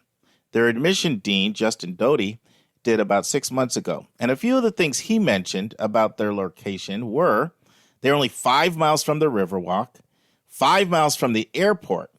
They're also very close to a vibrant arts and music scene. And Justin Doty also said that a lot of their students are involved in service to the homeless. They even have a themed dorm dedicated to service to the homeless. And he also said that a lot of students do research at the University of Texas Health Science Center. And Dave, guess where San Antonio is in the largest cities in the country? Oh man, I just read this. It's either 4 or 5. It's either 4 or 5. No, not right, because you have. Oh, wait. No, let me go through this. Okay. Okay. It's New York, LA, Chicago. Yep. It's Houston. Correct. Okay. And then I want to say it's Dallas, Fort Worth, and San Antonio, or one Philadelphia. of those two. Phoenix, San Antonio, 7th. Okay. All right. Okay. So, okay. Close. Yep. Yeah. You always try to claim prizes when you're wrong. Fourth is not close to 7th. Hey, It's not even close. It's almost 50% off. Okay. Gotta watch you, man. hey, it's Texas, San Antonio, Dallas. It's all the same. But these things are growing like weeds. I mean, They Houston, Dallas, and San Antonio are all growing like weeds. So It is. you're talking about the Projection. seventh biggest. You're talking about the 7th biggest city. And for people, a lot of people like to be in the city. And here's a jewel of a school 3 miles from downtown. Now, Dr. Laurie was president at the time when the endowment just took off. The endowment was largely funded by James A. and Lita Chapman's Charitable Trust. They're from Tulsa, Oklahoma, and they hit it with, what do you think they hit it with, Dave? Oklahoma, Texas, to make this endowment so robust. Oil. Oil is right. Oil, man. This Oil, is, money. Yeah, it's Yep, right. that's where the boatload of money came. And actually, if you look at public school endowments, University of Texas and Texas A&M blow away almost every single public school in the country because of oil. So they have oil going for them. All right. So the stronger endowment allowed Trinity to do a whole bunch of things: construct a new campus, a modern campus, build the university on the hill, increase the quality of the faculty, the range of the faculty. And they're known for having an absolute stellar faculty and a tremendous amount of personal attention. So there's only a 9-to-1 faculty to student ratio there. So you've got faculty everywhere, and you can do that when you have money, and they have money. Another thing Trinity did, they decided to downsize so they could pour more of their money into less students. You don't often see that. So they went from 20 master's programs down to 4, and they went from 3,300 students down to 2,700 students. And they did that intentionally so they could pour more of their endowment into less students. Remember, I gave the example of the person was getting $50,000 when it was just them, but when they had to split it with the brother and the sister, it was down to 16,700. So the less students you have, the more money each can be spent on each student. That's a pretty massive downsize. You went from 20 to 4? On masters. Yeah, On they decided to masters. really focus on their undergraduate education. Okay, that's cool. Yeah, and they went from 3,300 to 2,700 students. It was just an intentional focus. We're going to primarily be an undergraduate institution. And the other thing they did is they massively increased their merit scholarships, and they focused on national recruitment. So Trinity, let's talk a little bit more. What's it look like? Well, it's known for its red brick architecture, its well-maintained grounds, its oak trees, its Henry Moore sculptures, plenty of green spaces. It's been modeled after an Italian village. It's also known for its warm, friendly, and engaging student body. As I mentioned, it's known for its top-notch faculty. 228 faculty, 98% have PhDs or terminal degrees in their field. They're known for their common curriculum. Everybody has to take an FYE, which is a first-year experience. They started this in 2015. It's a 6-credit-hour course that meets 5 days a week, and it has discussion seminars, writing workshops. It has common day sections where everyone is broken up, or they bring in guest speakers, student conferences, library sessions.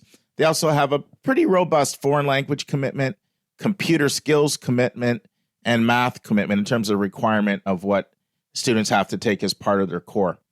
They've won numerous awards, and some of their top awards are for best undergraduate teaching.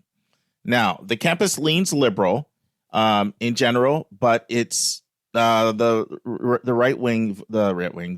conservative voice is on campus, but it leans liberal in terms of political affiliation of the students, in terms of the discourse. And students have some unbelievable benefits that I'm going to mention in a second. One of them are the dorms. You know, those dorms are walk-in closets, balconies, maid service. So if you're one of these people, like, I love a really, really nice dorm with a nice balcony and all the bells and whistles, Trinity's your place. They've got those top-notch dorms. Let's talk a little bit more about their sports. They are the Trinity Tigers, Dave. Another Tigers. They are the Tiger. Okay, well, Now I like them more. Yeah, they're a D3 school. They participate in the Southern Collegiate Athletic Conference, and their mascot is named Leroy. He's a Bengal tiger named Leroy. I don't know what a Bengal tiger is, but you're the animal guy, so you probably do. Well, I tell you, with Leroy, they got a little Chicago connection. You know some Leroy's in Chicago. Well, that's what we if we had a tiger in Chicago, we'd name him Leroy. So I like that. Now, another thing they're known for is making a real strong commitment to residential life. So anytime you see what I'm going to say here, you know that this is a residential campus with a strong sense of community. You're required to live on campus your first 3 years. And so schools do that intentionally because they want to have a community vibe where students are forced to have to interact with each other and learn from each other rather than just be off in their own silo off campus somewhere. So there's a very palpable sense of community. Now, let me talk a little bit about their admission process because it's an incredible personalized approach to admissions. It reminds me of how I did admissions. Like admission officers really go to great lengths to build relationships with every applicant. They want you emailing them.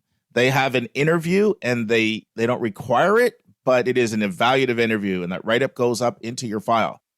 As far as admission methods, they offer early decision 1, they offer early decision 2, they also offer early action, and they offer regular decision.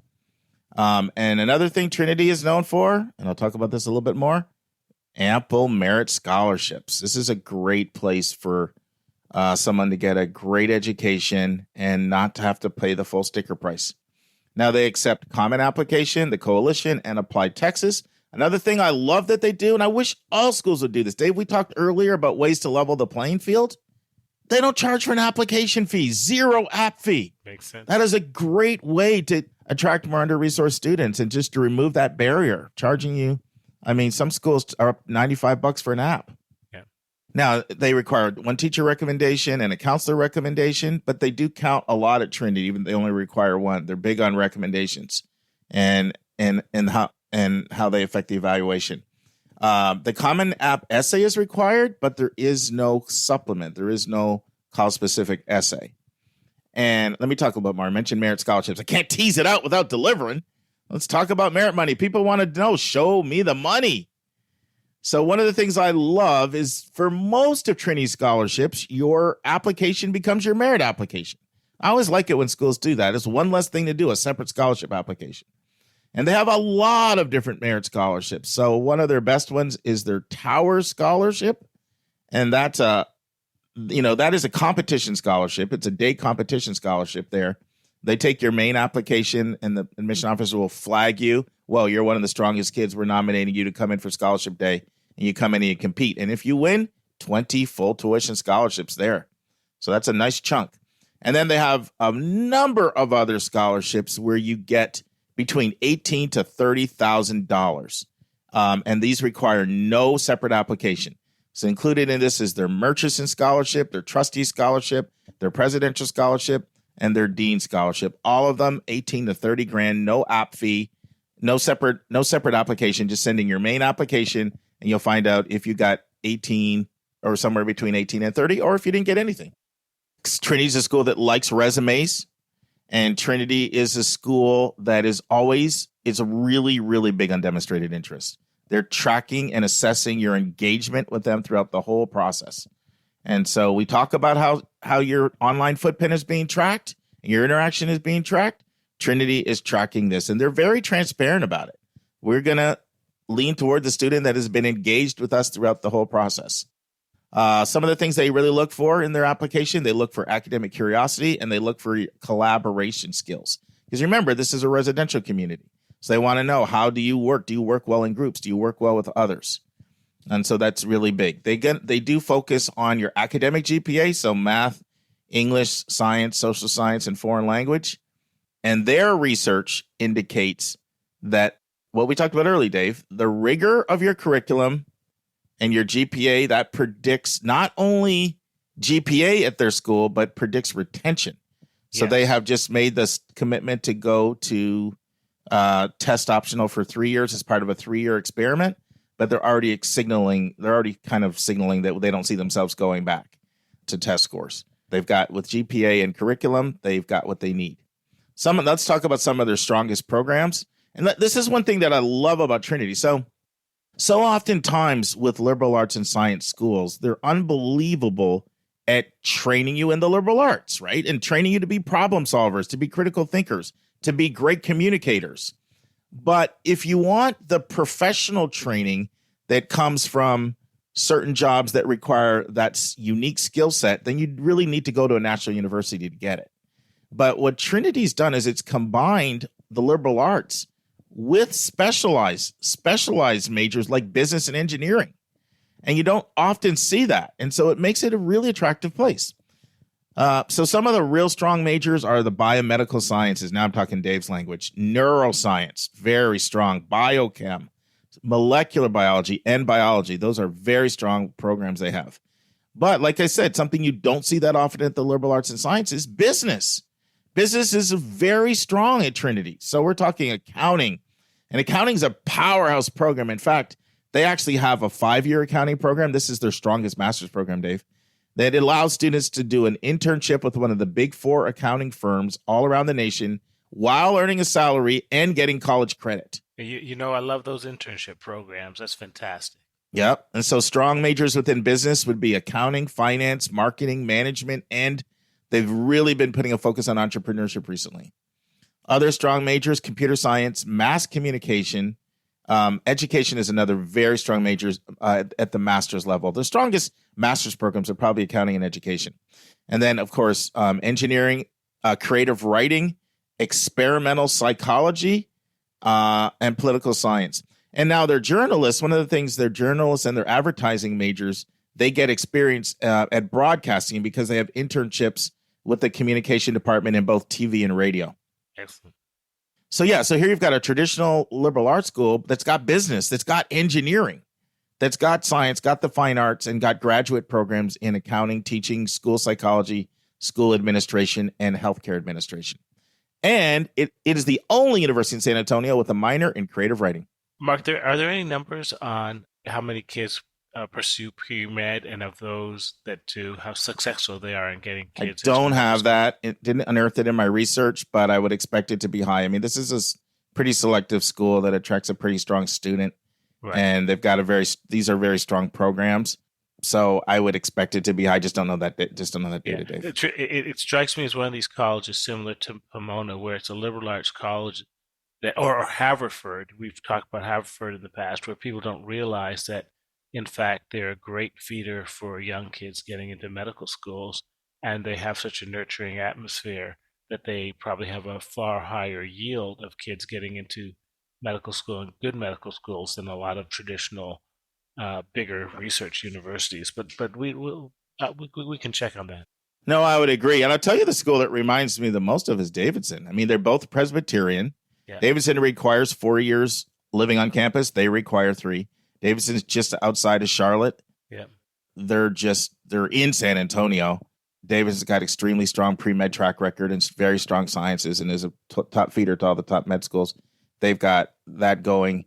That's one of the reasons why I feel like Harris would like it. Not to mention it's 2,500 students. Davidson's 2,000.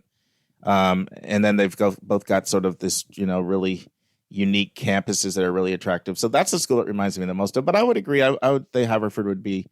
I mean, Davidson and Haverford are similar in a lot of ways. So I think that's also a good comparison. Reminder that Anika's son is doing very successful as an anesthesiology assistant, having graduated from Davidson.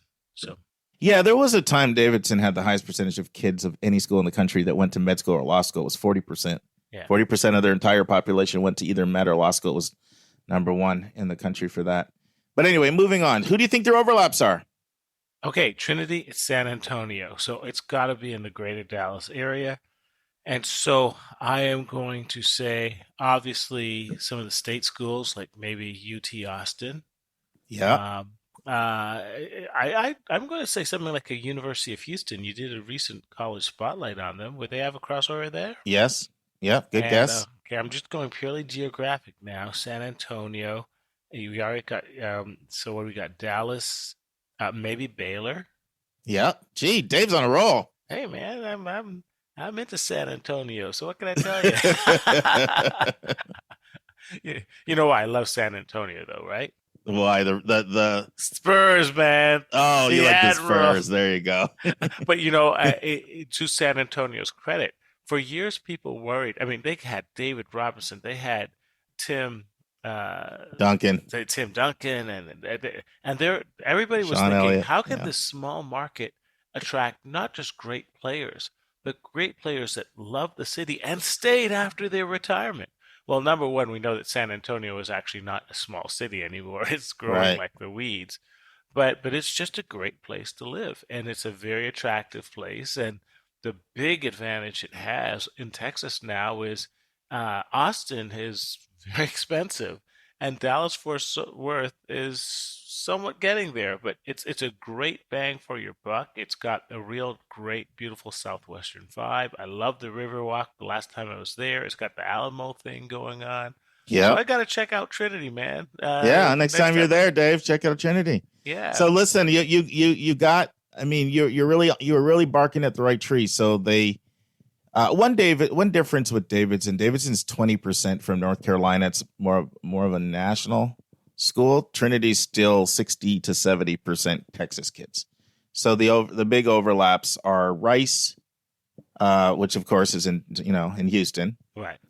SMU, Dallas, Southwestern University, Texas A&M, Texas Christian, TCU, Fort Worth, and then University of Texas at Austin and Baylor. So basically, your big seven Texas schools. Yeah. All right, Dave. What stands out of everything I've said, and then I'll do stats, and we're done. Okay. Well, excellent liberal arts college in a place of Texas I really like, and I'm not sort of prone to being a Texas supporter, but You really aren't. So I was nice to hear some Texas love coming out of you. Yeah, I like Texas. I lived there for 7.5 years, and I really loved it. Yeah. But I like San Antonio. I think you have a really solid liberal arts college. We already talked about its similarities with other really solid schools. So even though I have not visited there, I do imagine it as being a Davidson with a little bit of Southwest flavor. And the really friendly student body. They even have that red brick going with Davidson, by the way, too. But anyway, go ahead. Yeah, and you got the business program that's very strong. You got the entrepreneurship that's very strong. Even though you don't know the exact stats, I can guarantee you that if you're a pre-med, it's got a very strong and nurturing program because it's a smaller liberal arts college. I'm a money man, so anytime you talk about a school that has a lot of money for students per the endowment, that means a lot because it means that translates directly into the quality of the facilities and the professors. So I think that's a very solid part of it. And this is an ideologically balanced school. I think we live in such a partisan country that we've been doing schools that are very left, schools are very right. But this strikes me as a school that would be actually a very comfortable environment for kids of all ideological stripes. So if you're one who are a little concerned if the school is maybe too liberal or too conservative, this has it sounds like it's a very Goldilocks type school. Let me tell you why that's important. And that was actually a big reason why Kara picked Davidson, by the way. Yeah. She wanted something that was balanced, and Davidson leans left, but the voice of the right is on campus, just like here. The reason why it's important is liberal arts and science schools are supposed to be developing critical thinking and problem solvers. And if you're not exposed to adherence to different views, then all you ever get is straw man arguments from people that don't hold those views, that are caricatures of those other views. And you don't really get a chance to have your own mental views, your own political ideology and philosophy challenged by people that actually adhere to that other view. And that's the only way to really sharpen your thinking. So that's why I tend to really like schools that have some semblance of balance. And just revealing my own bias, I do prefer them to lean left to leaning too far right. But, that's just my own little personal issue there. Well, let's just put it this way. I thought I was liberal until my daughter went to Yale. Now I realize I've been asleep all my life, and she's trying to get me woke. Dave's a secret conservative. We always go at it toe to toe. My conservative friend here. That's right. My daughter says, "Daddy, don't ever get a Twitter account because you would be banned." Yeah. She's teaching me about all the letters of the alphabet, if you know what I mean. Yeah, well, good rendition, good overview. So let me jump into stats here. Before I do, I just want to give a shout out to Brenda. Brenda's one of our avid listeners, and she was the one who sent in and said, Mark, Trinity is an amazing school, and you guys haven't done a spotlight on it. Could you do a spotlight on it? So I really have to shout out Brenda, who lives in Texas and actually knows Trinity quite well, and she's the one who encouraged us. So I thank you there, Brenda. So let's talk stats. So 9,394 applications, 34% admit rate. So they're, pretty competitive. Not a Haverford, Pomona, or Davidson that are all like, well, Haverford and Davidson are 17%, and Pomona is like single digits now. But it's, that's a selective school. They're taking 1 and 3. Yield 23%, middle 50%, test scores 1310 to 1470 on the SAT and 30 to 33 on the ACT. GPA 25th to 75th percentile, 3.6 to 4.0. 71% from public school, 24% from private school. 2,512 undergraduates, 173 grad students. So it's dominated by its undergrad. So you can know, it's dominated by that. 80% of students pursue internships and undergraduate research. 45% of students do research and of the student body, and then the majority do internships. 25% involved in the arts and 23% student athletes. Biggest states, Texas next, California second, Colorado third, Arizona fourth, Illinois fifth. Oh, by the way, I was talking with Vince Garcia, who's doing our interview this week, and I was like, Vince, I'm doing Trinity this week. He said, man, I love that school. I've got 4 people there, and they're all having an amazing experience. So shout out from Vince on Trinity. And what I like about Trinity when you look at these stats is we always talk about building a list and how Right. you have to build a solid list. This is a great addition to any list. At 34%, it's not crazy selective. Like, you get into the single digits, and I know, I don't it's care brutal. who you are. You could be I know. Einstein. There's still an 80% chance that you'll be rejected with perfect scores and a straight A average. So I know. that's out of there. But here's a school that if you're a really good, solid student, I wouldn't call it a safety school, but it's a probable, and you need those probables to let your... Well, I agree with you totally on the bounce list. And here's the other thing, and maybe I didn't emphasize this enough. This is a school, if you really build a relationship with your regional admission officer and you indicate you really want to go and the demonstrated interest is there, and especially if you live outside of Texas, like they are really looking to become much more prominent in the Pacific Northwest, in the Midwest, in the Northeast, in the Mid-Atlantic, and become even more of a national school. And if you really want to come and, you're in range, they want people that really want to be there and they can kind of make it work. So it's nice to have some schools like that. And Mark, did you mention, do they have early decision 1 and 2? Yeah, 1 and 2 and early action. Okay. The other thing they do, which I love, and I wish more schools would do this, is they not only have a net price calculator, but they individually will come up with your financial aid estimator after going over the calculator and letting you know, like close to precision, what you'll actually pay.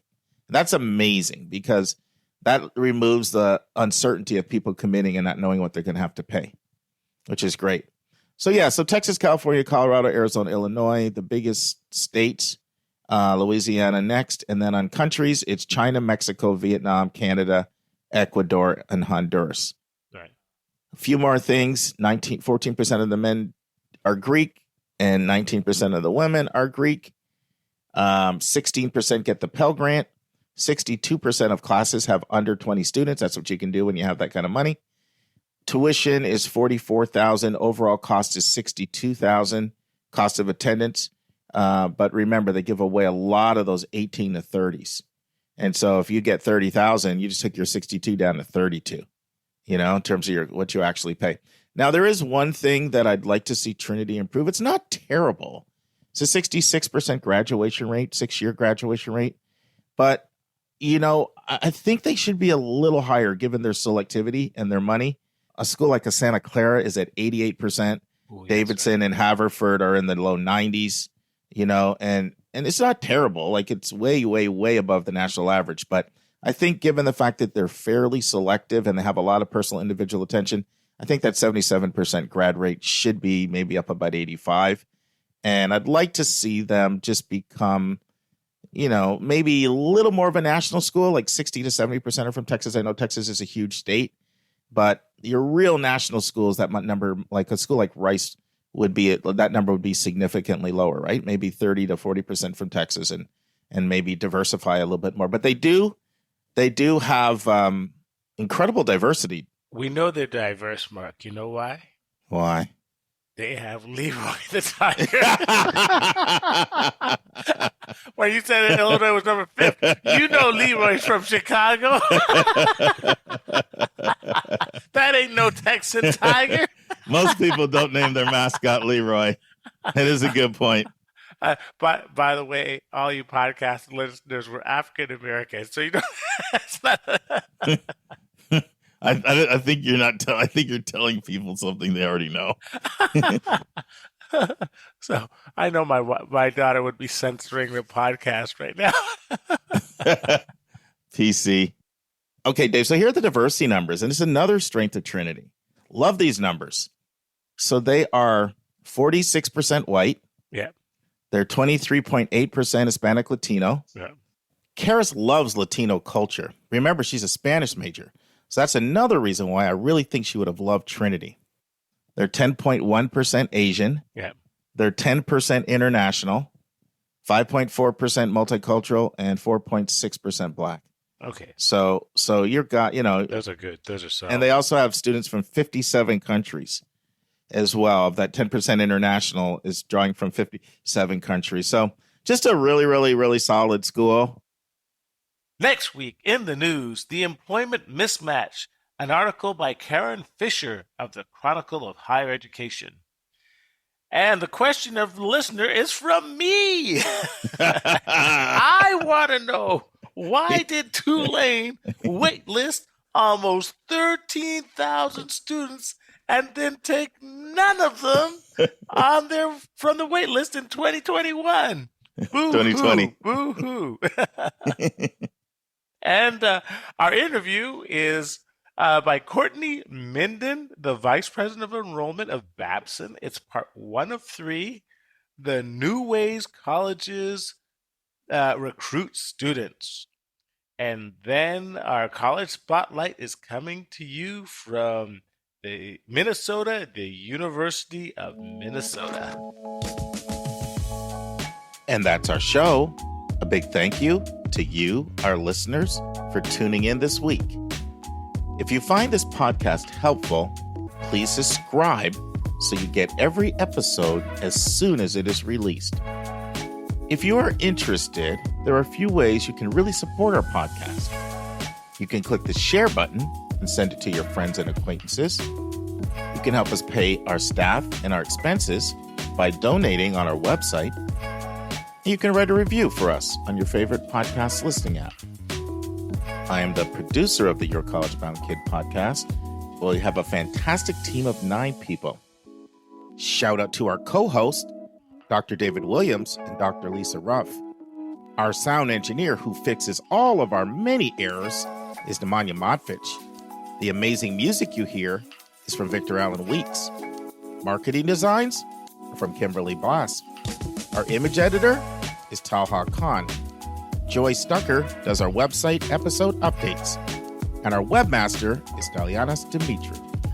If you want to have a college coaching session with me, just text me at 404-664-4340. If you have a question you want to ask, or a college you want Lisa or me to do a spotlight on, or if you have a recommended resource or an article you think we should share, just send it to questions@yourcollegeboundkid.com.